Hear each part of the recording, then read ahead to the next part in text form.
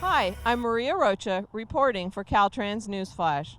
Today I'm in Tracy by Interstate 5, and I'm going to be talking a little trash. We've all seen a truck driving along with cardboard branches or even a mattress falling out. It's illegal, dangerous, and adds to the litter problem. Whether you're a trucker or a family moving across town, loads must be secured. If you're hauling something, ask yourself, would you feel safe driving behind your load? Last year, CHP issued more than 3,100 citations for littering throughout California. These litter violations included trash being thrown from vehicles as well as unsecured loads being dumped on or near roadways. Our roadways are not public trash cans. Kurt, your crews pick up a lot of litter and debris along the highway. If they weren't doing that, what else could they be doing? We could be doing potholing, fence repair, washout repair. These are all jobs that keep the public safe. Litter, unfortunately, takes us away from them.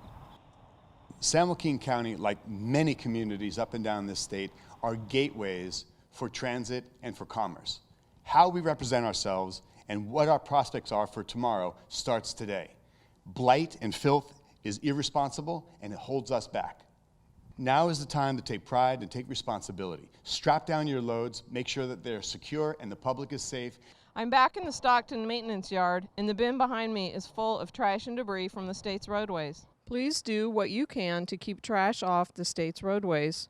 That garbage can find its way into streams, rivers, and lakes. This is Maria Rocha reporting for Caltrans News Flash.